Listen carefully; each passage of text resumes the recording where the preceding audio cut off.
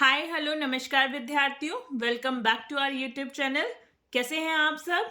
I hope आप सब बहुत अच्छे होंगे और घर पे रह के अपने बोर्ड एग्जाम की अच्छे से तैयारी कर रहे होंगे। हमारी इस वैल्यू एडिशन सीरीज में अभी हमने इकोनॉमिक सब्जेक्ट उठा रखा है।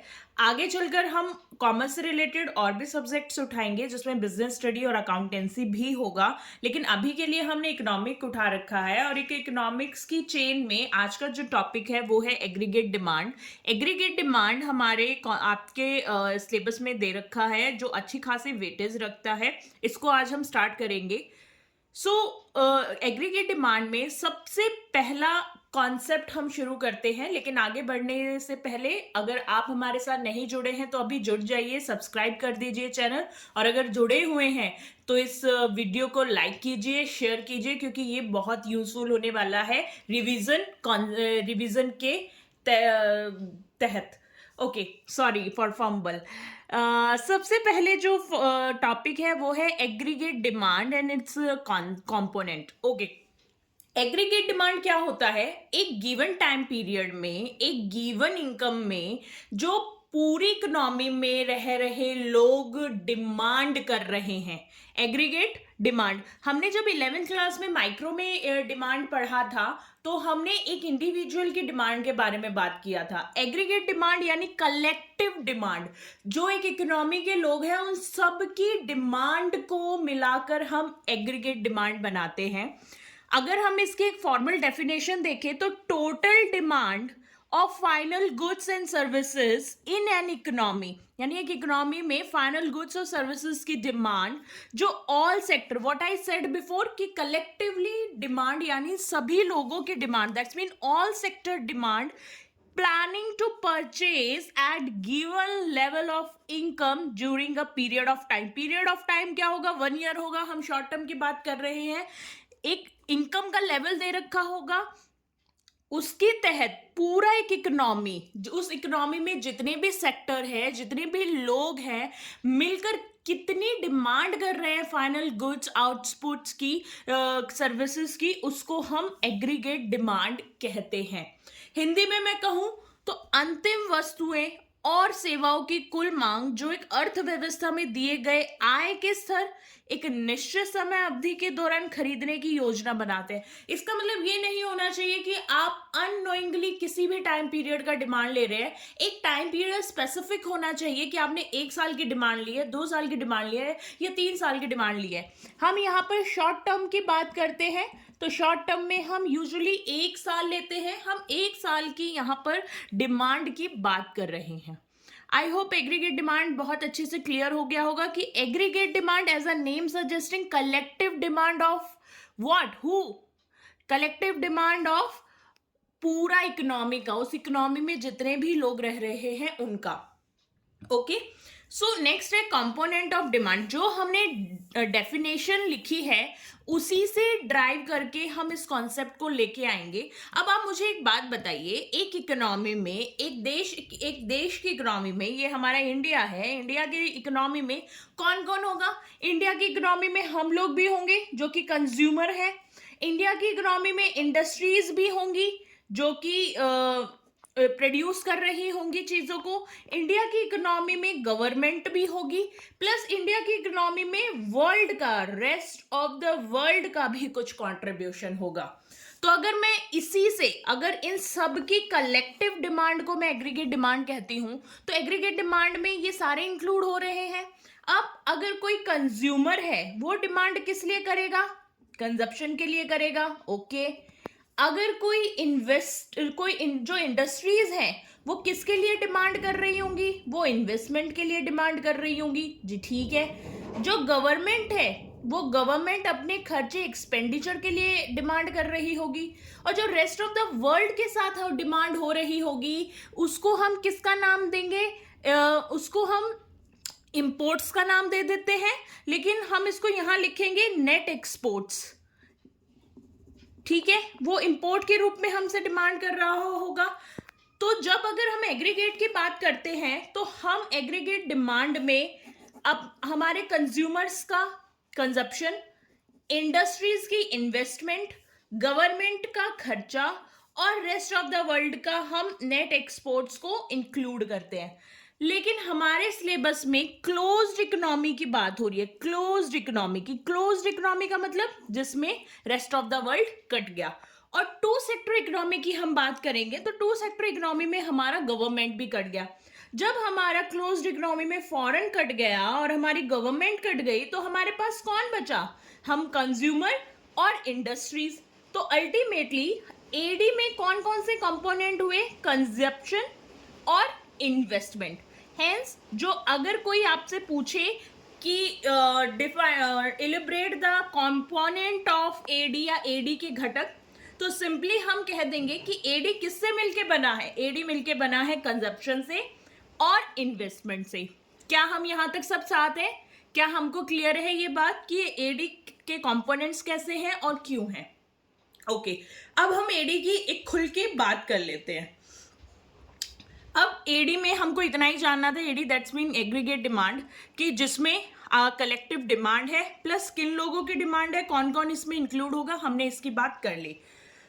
अब एक इकोनॉमी में इक्विलिब्रियम की बात करें, अगर किसी भी इकोनॉमी की बात करें तो हम केवल डिमांड की बात नहीं कर सकते, हमको सप्लाई की भी बात करनी होगी। तो एग्रीगेट सप्लाई क्या होगा?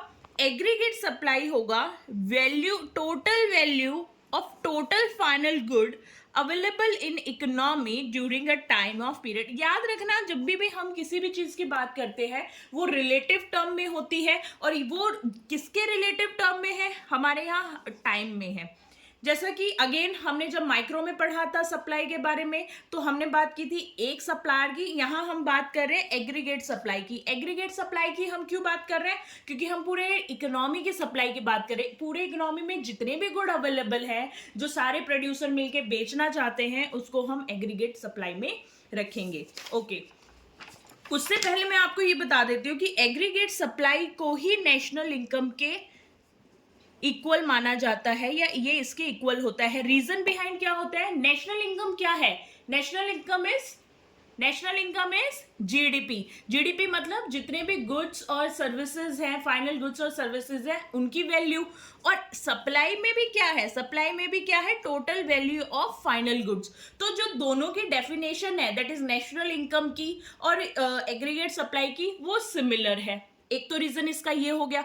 दूसरा रीजन हम बात करेंगे फ्लो की, जो इनकम फ्लो होता है। हमको पता है किसी का खर्चा किसी की इनकम बन जाएगी।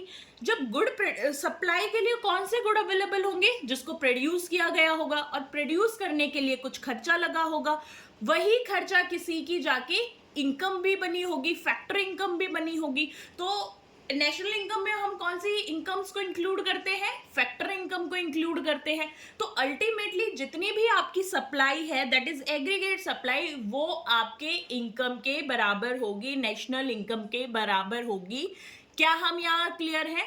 मैंने आपको बोला कि एग्रीगेट सप्लाई वो गुड्स होते हैं, उन गुड्स की वैल्यू, फाइनल गुड्स की वैल्यू या सर्विसेज की वैल्यू होती है जो एक इकोनॉमी में अवेलेबल होते हैं at a given time period. अब मैंने ये बोला कि नेशनल इनकम के बराबर होते हैं जी। क्यों होते हैं? तो मैंने उसके दो रीजन दे दिए। पहला कि जो जीडीपी कॉन्टेक्स्ट में अगर हम नेशनल इनकम को काउंट करते हैं तो उसमें भी हम टोटल वैल्यू लेते हैं फाइनल आउटपुट की, और एग्रीगेट सप्लाई में भी लेते हैं। दूसरा रीजन इसका ये हुआ कि फ्लो ऑफ इनकम, कि जब हम फैक्टर एक्सपेंडिचर्स कर रहे हैं, फैक्टर खर्चा कर रहे हैं प्रोडक्शन में, वही तो किसी की फैक्टर इनकम भी तो बन रही होगी। इसलिए नेशनल इनकम के भी बराबर है। आई होप आपको एग्रीगेट डिमांड क्लियर होगा, कंपोनेंट्स क्लियर होंगे और एग्रीगेट सप्लाई क्लियर होगा। नेक्स्ट और बहुत इंपॉर्टेंट है, graphically representation of AD, that mean aggregate demand.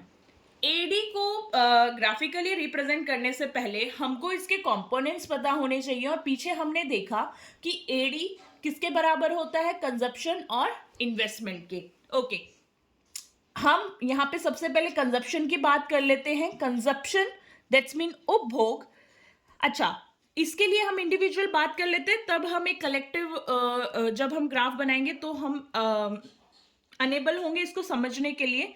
Consumption यानी उपभोग। कंजप्शन क्या होता है? बेसिकली कंज्यूमर जो अपनी नीड, डिजायर, वांट्स को सेटिस्फाई करने के लिए कंज्यूम करता है, अल्टीमेटली जब वो फाइनल यूज होता है गुड्स का, यही कंजप्शन होता है। तो हम इसी की बात करेंगे। अच्छा, एक बात ध्यान रखना, कंजप्शन कभी भी जीरो नहीं हो सकता, कभी भी जीरो नहीं होगा कंजप्शन।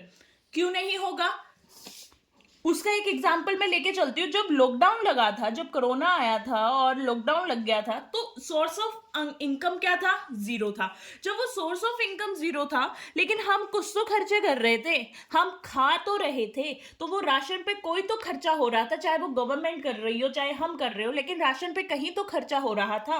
तो इनकम हमारी उस टाइम पे जीरो थी। मोस्ट घरों में इनकम क्या थी? जीरो थी। और खर्चा तो लेकिन सबके घरों में हो रहा था। तो कंजप्शन इसलिए जीरो नहीं होता क्योंकि आपको अपनी बेसिक नीड्स, जो बेसिक नीड है जिसके बिना आप रह ही नहीं सकते, उस बेसिक नीड को सेटिस्फाई करने के लिए आपको कंजप्शन करना पड़ेगा। अपनी बेसिक नीड्स के लिए आपको कंजप्शन करना पड़ेगा। इसलिए कंजप्शन कभी भी जीरो नहीं हो सकता, चाहे आपकी इनकम जीरो है या नहीं है। इसका एग्जाम्पल है लॉकडाउन का टाइम। अगर आपकी इनकम जीरो है और तब भी आपका कंजप्शन पॉजिटिव है क्योंकि आपको अपनी बेसिक नीड पूरी करनी है, तो ऐसे कंजप्शन को हम ऑटोनॉमस कंजप्शन कहते हैं, यानी हम स्वायत्त उपभोग कहते हैं। ठीक है। अब अगर मैं कंजप्शन का एक छोटा सा रफ डायग्राम देखूं, तो कंजप्शन कभी भी ओरिजिन से स्टार्ट नहीं होगा, जीरो से स्टार्ट नहीं होगा, क्योंकि कंजप्शन कभी जीरो हो ही नहीं सकता। कंजप्शन ओरिजिन से थोड़ा सा ऊपर से स्टार्ट होता है और बढ़ता रहता है। क्यों? क्योंकि जैसे जैसे आपकी इनकम बढ़ती है वैसे वैसे आपका कंजप्शन बढ़ता है। बढ़ता है कि नहीं बढ़ता है? बढ़ता है। जैसे जैसे आपकी इनकम बढ़ती है आपका कंजप्शन बढ़ता है। क्यों बढ़ता है? क्योंकि अब आपकी बेसिक नीड्स तो पूरी हो रही हैं, लेकिन अब आपकी डिजायर्स बढ़ रही हैं, अब आपकी वांट्स बढ़ रही है। जब 10,000 आप लोग कमा रहे थे या कोई भी कमा रहा था, तो वो थोड़े से में काम चला रहा था, लेकिन जैसे ही उसकी सैलरी बढ़ते बढ़ते 50,000 हो गई है, तो अब वो ट्रेवल भी कर रहा होगा, महंगी चीजें भी कंज्यूम कर रहा होगा, अदर खर्चे भी उसने पाल लिए होंगे। तो ये बेसिक लॉ है कि जैसे जैसे आपकी इनकम बढ़ती है आपका कंजप्शन बढ़ता ही बढ़ता है। इसलिए कंजप्शन हमेशा अपवर्ड स्लोप्स में होता है। कंजप्शन क्लियर है? इसका नेक्स्ट कंपोनेंट है इन्वेस्टमेंट। इन्वेस्टमेंट कैसे आप काउंट करेंगे? अच्छा, हम यहाँ पे शॉर्ट टर्म की बात कर रहे हैं तो एक साल के अंदर ये अज्यूम किया जाता है कि इन्वेस्टमेंट चेंज नहीं होगी, तो इन्वेस्टमेंट इनकम के हर लेवल पर सेम रहेगी। अगर जैसे एक एग्जांपल ले लेते हैं, आप अगर कोई बिजनेस सेटअप कर रहे हैं, उस टाइम पे जैसे पहले दिन कोई दुकान खोली, ठीक है, ज्यादा लोगों को पता भी नहीं है, उस टाइम पे आपकी इनकम तो जीरो है, लेकिन आपने इन्वेस्टमेंट तो उस दुकान में कर रखी है ना, आपने इन्वेस्टमेंट तो स्टार्टअप में कर रखी है। जीरो ऑर्डर आ रहे हैं लेकिन स्टिल आपने इन्वेस्टमेंट तो कुछ कर रखी है। और शॉर्ट टर्म में आपकी इन्वेस्टमेंट हर इनकम लेवल पर सेम ही रहने वाली है, ये जनरली अज्यूम किया जा रहा है। और ऐसी इनकम, इसलिए एडी में जो इनकम, जो इन्वेस्टमेंट है, जो इनकम के हर लेवल पर सेम रहती है, उसको ऑटोनॉमस इन्वेस्टमेंट कहा जाता है, अगेन स्वायत्त निवेश कहा जाएगा। ठीक है। एडी में जो हमने इन्वेस्टमेंट ली है वो स्वायत्त यानी ऑटोनॉमस इन्वेस्टमेंट लेते हैं हम, जो शॉर्ट टर्म के लिए इन्वेस्टमेंट हर लेवल पर इक्वल रहती है, आप उसे नहीं चेंज कर पाएंगे, मतलब एक ड्रास्टिक चेंज नहीं कर पाएंगे। अभी आपने 2 महीने पहले 1 करोड़ का कोई सेटअप लगाया, अब इसका मतलब ये थोड़ी ना है कि अगले महीने आप उसमें और 50 करोड़ कहीं से इन्वेस्ट कर देंगे, ये प्रैक्टिकली नहीं माना जा रहा है। इसलिए इन्वेस्टमेंट जो है वो इनकम के हर लेवल पर सेम है। ओके, जब अब हम आते हैं आगे। अब एडी किसके बराबर होता है? Consumption plus investment. कंजप्शन मैंने लिया, पहले लिया मैंने 10 सी, कंजप्शन मैंने लिया 10, वो कभी भी जीरो नहीं है। लेट्स से मेरी इनकम है जीरो, ठीक है, यहां पर, लेकिन तब भी मेरा कंजप्शन जीरो नहीं है। क्यों? ऑटोनॉमस कंजप्शन, आपको अपनी बेसिक नीड पूरी करनी है। और इन्वेस्टमेंट भी आपका जीरो नहीं है। क्यों? क्योंकि भैया आपने ऑटोनॉमस इन्वेस्टमेंट ली है, आपको तो investment through out time period से इक्वल रखनी है। अब इनकम जैसे जैसे आपकी बढ़ रही है, लेट्स से इनकम आपकी जैसे जैसे बढ़ रही है, 50-50 से बढ़ा लें क्या? चलो 50-50 से ही बढ़ा लेते हैं। ज़्यादा बढ़ा दी, लेकिन चलो कोई नहीं। अब तब भी अब आपका जैसे जैसे इनकम बढ़ रही है वैसे वैसे आपका कंजप्शन बढ़ रहा है, लेकिन आपकी investment through out the income same रही है। एडी क्या निकलेगा? अगर कंजप्शन 10 है, इन्वेस्टमेंट 10 है, तो एडी कितना निकल गया? 20 निकल गया। एडी अगेन यहाँ पर कंजप्शन यहाँ 20 है, इन्वेस्टमेंट यहाँ 10 है, एडी कितना निकल गया? 30 निकल गया। ऐसे ही एडी निकलता गया, और जब आपने इसका ग्राफ बनाया तो वो भी जीरो से स्टार्ट नहीं हुआ। यहां पर पॉइंट क्या निकला? अगर मैं इसकी प्रॉपर्टी को इनलिस्ट करना चाहूं तो जो सबसे पहली प्रॉपर्टी निकली है, एडी कभी भी जीरो नहीं होगा। क्यों जीरो नहीं होगा? क्योंकि ना तो आपकी कंजप्शन जीरो है और ना ही आपका इन्वेस्टमेंट जीरो है, चाहे इनकम लेवल आपका जीरो ही क्यों ना हो। जीरो इनकम लेवल पे भी ना तो आपका कंजप्शन जीरो है, ना ही आपकी इन्वेस्टमेंट जीरो है, इसलिए आपका एडी भी जीरो नहीं होगा। इसलिए एडी का ओरिजिन पॉइंट जीरो नहीं होगा, ओरिजिन नहीं होगा, वो ओरिजिन से ऊपर से एडी स्टार्ट होगा। सेकेंडली, एडीबी क्या होगा? अपवर्ड स्लोपिंग होगा। अपवर्ड स्लोपिंग क्यों होगा? क्योंकि अपवर्ड होगा, क्योंकि जैसे जैसे इनकम बढ़ रही होगी खर्चा, एडी क्या है? एडी डिमांड है ना। डिमांड क्या है? खर्चा ही तो है। तो जैसे जैसे इनकम बढ़ रही है वैसे वैसे आपकी एडी भी बढ़ रही है, जिसमें कौन सा फैक्टर काम कर रहा है? कंजप्शन का फैक्टर काम कर रहा है। आई होप आपको ये क्लियर है।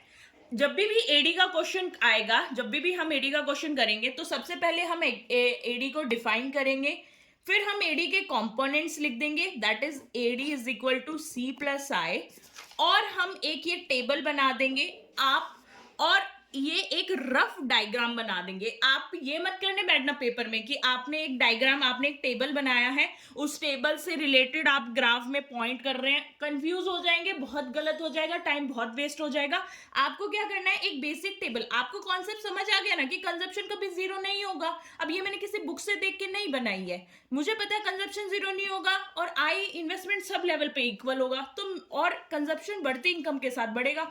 तो मैंने वही तो अपनी मर्जी से कोई भी रकम ले ली, मैंने कोई भी नंबर लिख लिया, क्योंकि मुझे बेसिक क्लियर है।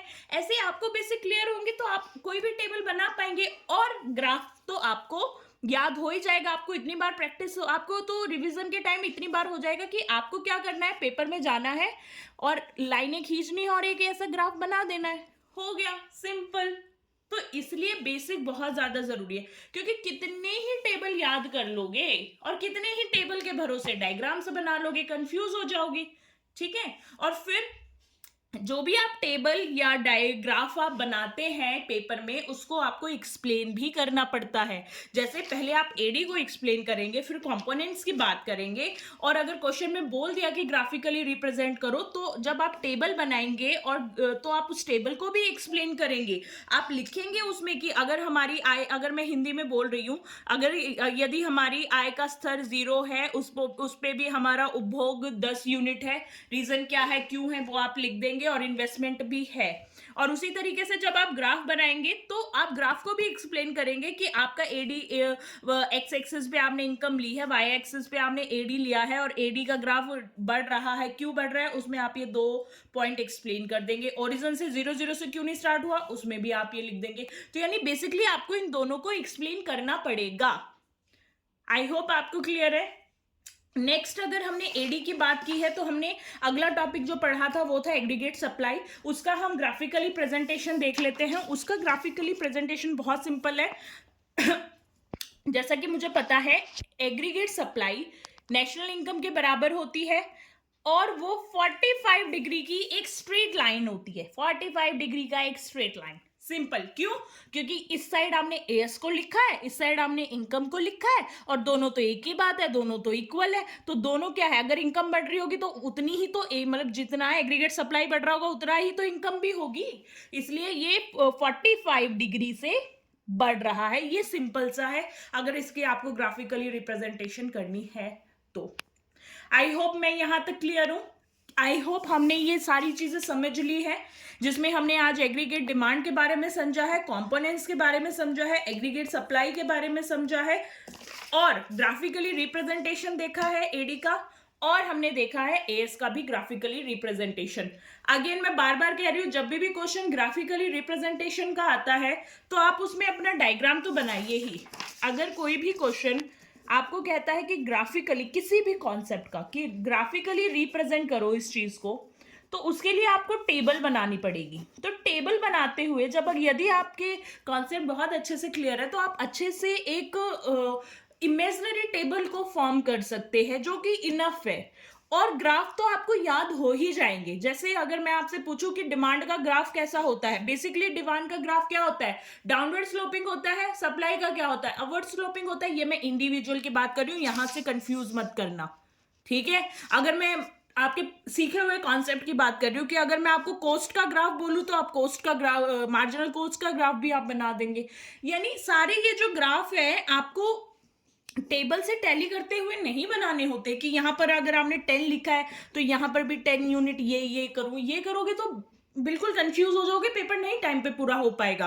ठीक है, आपको क्या करना है, सिंपल एक टेबल बनानी है। आपके कॉन्सेप्ट क्लियर है, आप एक इमेजिनरी टेबल फॉर्म कर दो, उसी टाइम आ जाएगा दिमाग में सारी वैल्यू। और सिंपल सी ऐसे 2 लाइनें खींचो, जो ग्राफ बनाना है। जैसे मैंने एडी का ग्राफ बना दिया, जो लोजी बना दिया, मैंने एएस का ग्राफ बना दिया, लोजी बना दिया, बस। इसमें कौन से रट्टे मारने हैं। और दूसरी जो बहुत इंपॉर्टेंट वाली बात है, जब भी ये क्वेश्चन आएगा ग्राफिकली रिप्रेजेंट का, तब आपको टेबल को भी एक्सप्लेन करना पड़ेगा। ये नहीं है कि आप लास्ट तक एक्सप्लेन करोगे, लेकिन आप इसका इंट्रोडक्शन देंगे कि पहले हमने आपकी इनकम 0 थी तो कंजप्शन 10 है, इनकम 10 है। फिर आप 2 या 3 पॉइंट तक 4 से 5 लाइन में टेबल को एक्सप्लेन करेंगे। और सेम आप ग्राफ को भी 4 से 5 लाइनों में अच्छे से एक्सप्लेन करेंगे, तभी एग्जामिनर आपको मार्क्स देगा। अगर आपने ग्राफिकली रिप्रेजेंटेशन में केवल टेबल बना दी, केवल ग्राफ बना दिया और उसे एक्सप्लेन नहीं किया, तो 100% आपके नंबर कटने वाले हैं। ठीक है, आई होप आज जो हमने बातचीत की कि ग्राफिकली रिप्रेजेंटेशन के क्वेश्चन आपको कैसे सॉल्व करने हैं, क्या आपका एक ड्राफ्ट होना चाहिए, और एग्रीगेट डिमांड उसके कंपोनेंट क्या है, एग्रीगेट सप्लाई और उसके एग्रीगेट सप्लाई क्या है, और उसको ग्राफिकली कैसे प्रेजेंट करना है। अगर आपको ऐसा लग रहा है कि ये बहुत ज़्यादा एकदम से क्योस सा हो गया है, क्योंकि एक्सप्लेनेशन में आगे पीछे की मुझे चीज़ें इंटरकनेक्ट करनी ही पड़ेंगी, आप दोबारा जाइए, आप एक बार इस वीडियो को दोबारा देख लीजिए। ठीक है, मैं 2 मिनट में रिकैप कर देती हूँ कि हमने क्या पढ़ा है। हमने पढ़ा था एग्रीगेट डिमांड, जिसमें हमने बात की थी total demand of final goods in an economy at a given level of income during period of time. अंतिम वस्तु और सेवाओं की कुल मांग जो कि दिए गए आय स्तर और एक निश्चित समय अवधि के दौरान हो रही है। फिर हमने कंपोनेंट्स की बात की थी, बहुत हमने रामायण गाई, और उससे कंक्लूजन ये निकला कि एग्रीगेट डिमांड के जो कंपोनेंट होते हैं वो होते हैं कंजप्शन और इन्वेस्टमेंट। यानी एडी किसके बराबर होता है, कंजप्शन प्लस इन्वेस्टमेंट। फिर हमने एग्रीगेट सप्लाई की बात की, तो एग्रीगेट सप्लाई क्या है, total value of final output जो कि अवेलेबल है एक इकोनॉमी में। ठीक है, फिर हमने बात की ग्राफिकली रिप्रेजेंटेशन की, तो ग्राफिकली रिप्रेजेंटेशन में हमने पहले थोड़ा सा कंजप्शन के लिए बात कर ली कि ऑटोनॉमस कंजप्शन क्या होता है, स्वायत्त इनकम की स्वायत्त उपभोग क्या होता है, और हमने इन्वेस्टमेंट की बात कर ली कि इन्वेस्टमेंट इनकम के हर लेवल पर बराबर रहेगी। फिर हमने एडी का कर्व ड्राइव कर लिया, जिसमें हमें पता है कि एडी बराबर है कंजप्शन प्लस इन्वेस्टमेंट। जैसे जैसे इनकम बढ़ी हमारा कंजप्शन बढ़ा, लेकिन हमारी इन्वेस्टमेंट सेम रही। तो जैसे जैसे हमारा इनकम बढ़ी हमारी एडी भी बढ़ी। फिर जब हमने एडी का ग्राफ बनाया तो हमने कुछ ऐसा सा ग्राफ बनाया जो कि ओरिजिन से स्टार्ट नहीं हो रहा है, क्योंकि एडी 0 नहीं हो सकता है। दूसरा, ये अपवर्ड स्लोपिंग है। क्यों है, क्योंकि जैसे जैसे इनकम बढ़ रही है वैसे वैसे खर्चा, डिमांड भी, कंजप्शन भी बढ़ेगा। फिर हमने बात की कि एएस का ग्राफ कैसे बनेगा। एएस का ग्राफ है एएस, फिर हमने बात की थी कि नेशनल इनकम के बराबर होता है। क्यों होता है, उसके मैंने 2 रीजन दिए।